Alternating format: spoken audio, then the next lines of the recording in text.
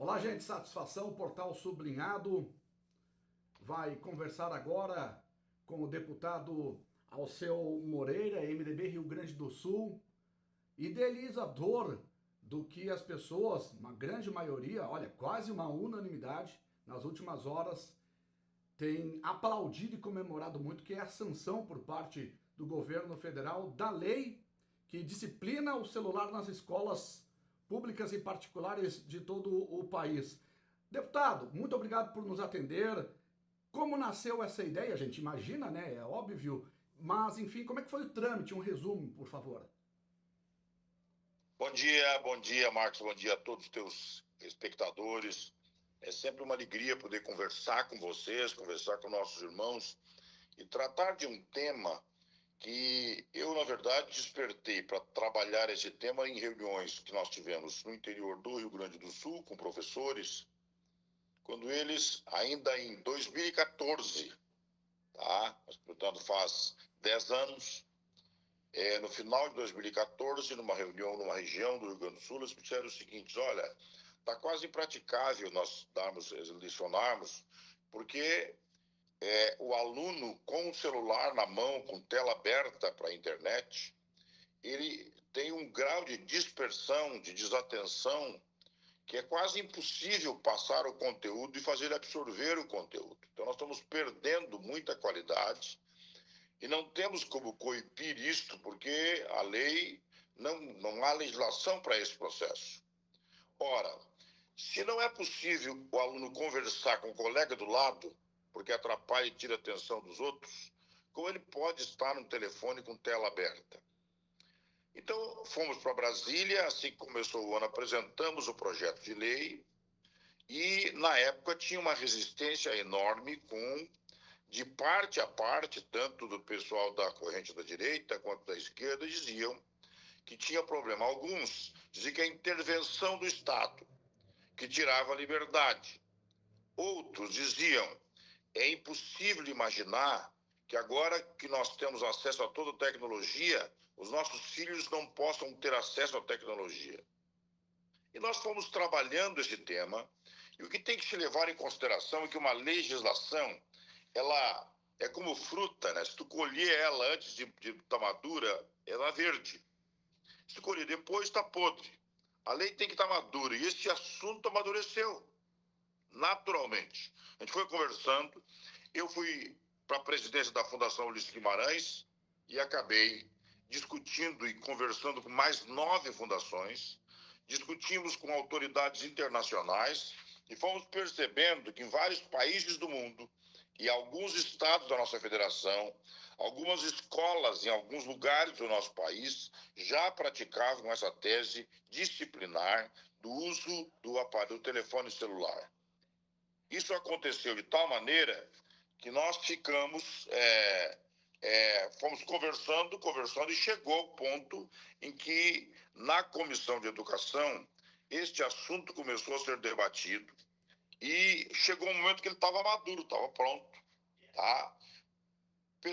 Deputados do PSOL e deputados do PL concordavam com isso. Todos eles tinham algumas divergências com relação a isso ou aquilo, mas pontos com argumentações frágeis. A gente então foi discutindo com esses grupos nas bancadas e acabou vencendo totalmente, transformando o assunto quase em unanimidade. O que diz o projeto? E é bom que se diga que o projeto proposto foi melhorado durante o período pela relatoria. Então ele tirou, por exemplo, essa questão do intervalo, porque o aluno pode portar o telefone, ele leva para a escola, só quando chegar na porta da sala de aula ele tem que deixar em algum lugar, ele deposita num recipiente, ele põe em algum lugar o telefone e não pode ter disponível. Não pode, inclusive, ter disponível no recreio, no intervalo. E por que não pode no intervalo? Porque o intervalo é o período de sociabilização. É onde a criança brinca, onde ela se diverte. Ela fica esperando aquele espaço para sair e poder interagir com os colegas. Com o advento do telefone, eles ficavam sentados na classe ou então no primeiro banco que encontrasse com o telefone na mão, nas telas do celular. Tá? Durante durante o período, imagina um professor dando aula de história ou matemática, num quadro, escrevendo, e alguém com um telefone celular na mão. Nós que temos nossos filhos e netos, percebemos que é impossível, ele não presta atenção em nada. Nós mesmos adultos, tem hora que com o telefone na mão alguém conversa conosco que nós não ouvimos, porque estamos atentos ao telefone, tá? O telefone celular passou, em alguns casos, ser quase parte integrante do nosso corpo, né? Não tem, se tu perde o celular, tu te desespera. Perdi o celular, parece que perdeu um pedaço, o braço, o dedo, tá? Então, nós fomos fazer esse debate, o projeto foi para a discussão, foi aprovado na Comissão de Educação, aprovado na Comissão de Constituição e Justiça como terminativo, foi para o Senado. No Senado teve alteração ainda, melhorou o projeto, porque colocaram lá as possibilidades das exceções para a utilização do telefone, tá? E melhorou o projeto, então a exceção é extremamente rígida. Um detalhe, deputado, perdão de cortar, que é essa questão, quem rechaça, falando da importância da tecnologia, principalmente para o jovem, talvez é aí que o senhor vai chegar. Se o professor ou a professora quiser usar didaticamente, em algum momento poderá liberar, né? Aí é que está o detalhe, a palavra proibição do telefone está errada, a gente não usa para lei a proibição, a gente usa disciplinar o uso.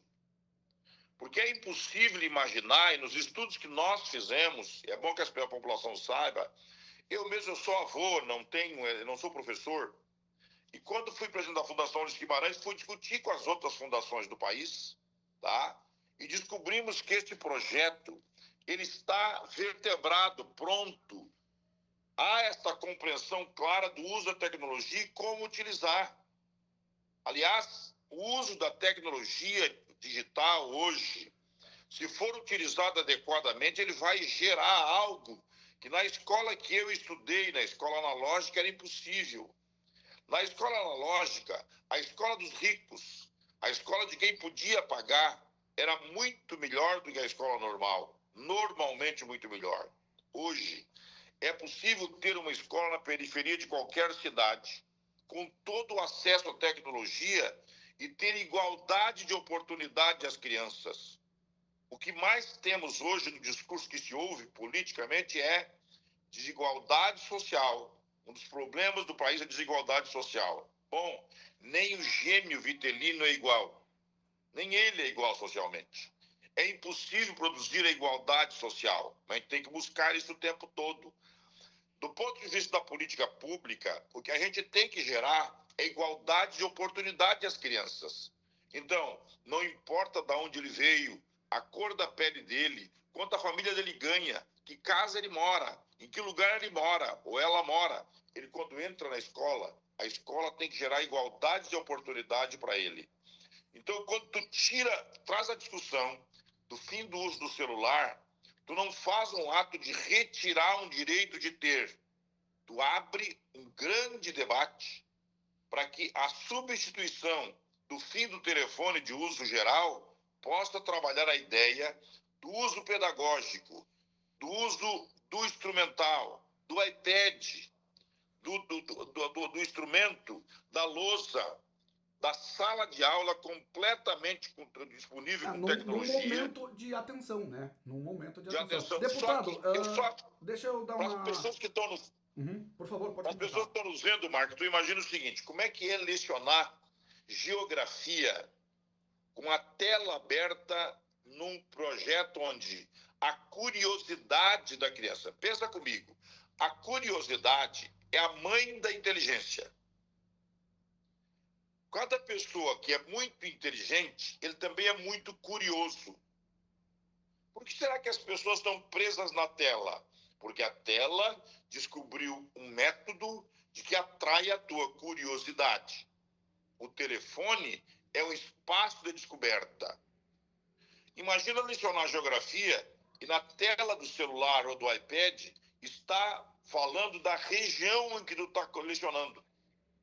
Das montanhas, da rua, do mar, dos lagos, do centro urbano. A criança passa a ver a matéria. Então, ao invés de nós retirar o celular pura e simplesmente, nós vamos aprofundar o debate para fazer com que a tela seja, pela curiosidade, um espaço de atração. E a descoberta pela curiosidade é do conteúdo que tu quer que a criança absorva. Ele vai absorver muito melhor o conteúdo com essa tecnologia. Ele vai saber matemática por metodologia pedagógica que vai chamar a atenção dele para todos os cálculos que ele quiser fazer, mas ele vai descobrir pela tela do celular. Só que a tela do celular, o instrumento que ele estiver usando, só tem esta matéria. Ele não poderá ter acesso à tela aberta.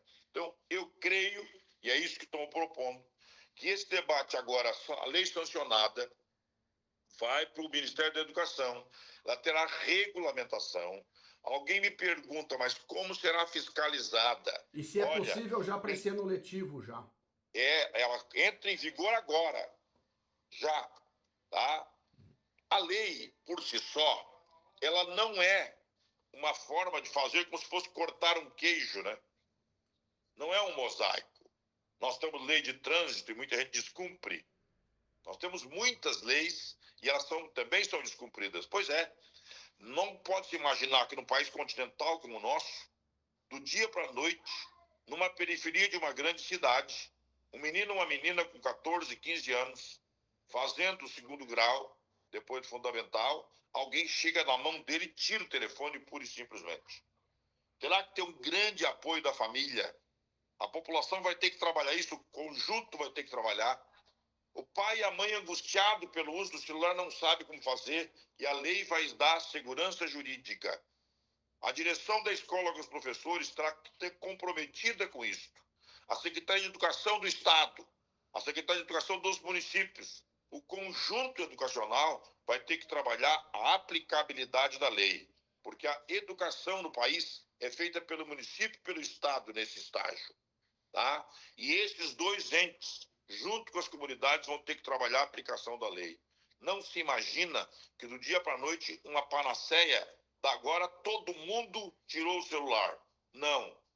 Em compensação, o professor tem autoridade e a segurança jurídica para tirar o celular do processo da criança e ele não pode reclamar por isso.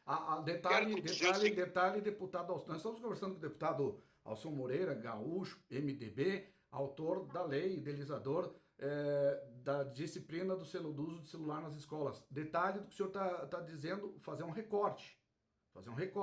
Com a lei o professor vai fazer isso. Por quê?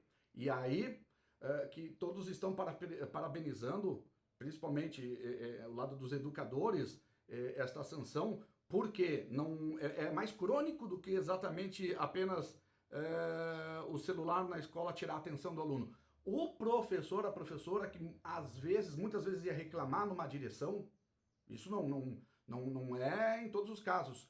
O professor saía por mal.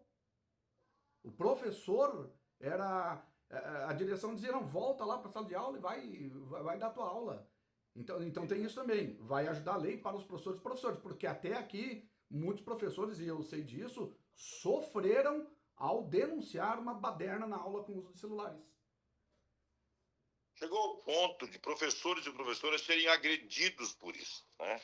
Eles porque queriam tirar o celular da sala de aula, mas tinham a agressão dos alunos, porque em alguns lugares das periferias da cidade, em virtude do ambiente completamente agressivo e avesso, o aluno já está absolutamente contrariado em sala de aula. Aliás, a qualidade do ensino é preciso ser discutida por isso.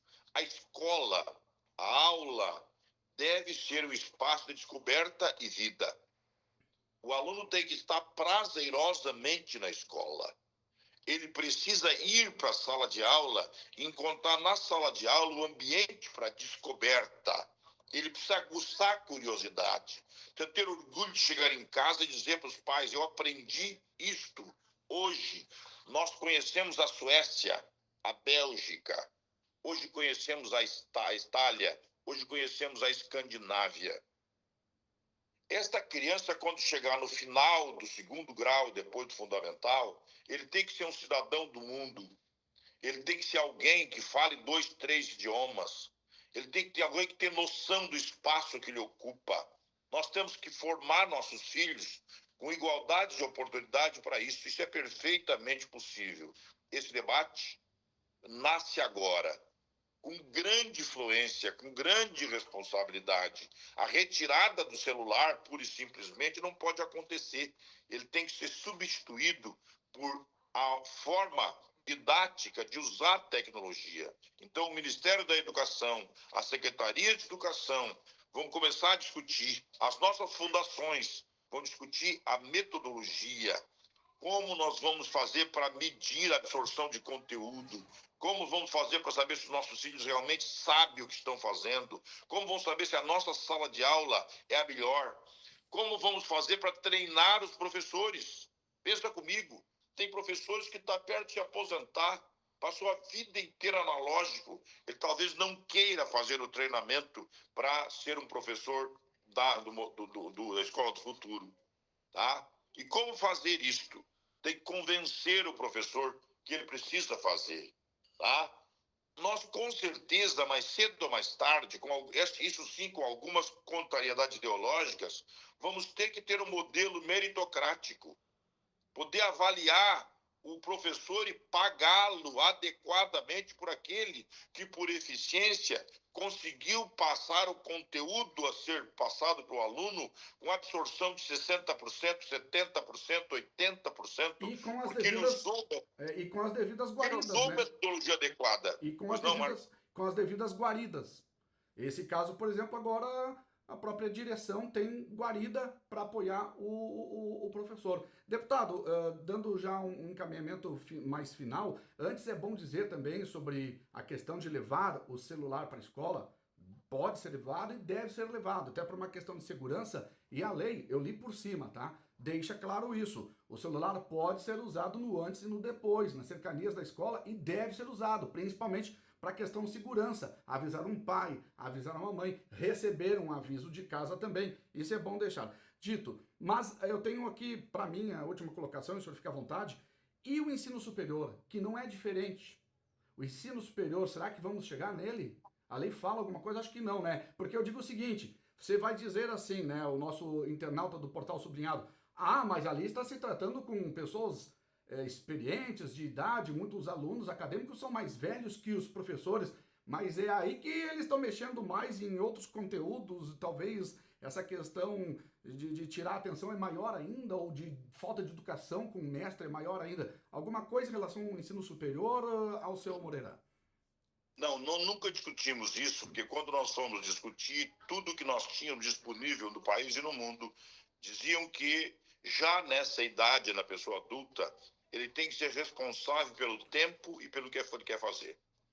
Uma coisa é tu perceber o seguinte, a criança tem 6 anos uma vez na vida, 7 anos uma vez na vida, 8 anos uma vez na vida. Hoje, se nós quisermos fazer uma pergunta simples, só para saber o quanto a nossa educação falhou, pegue 100 meninos ou meninas da cidade que você vive, qualquer de vocês que estão vivendo neste momento, e faça uma pergunta simples. Com 17, 18 ou 19 anos.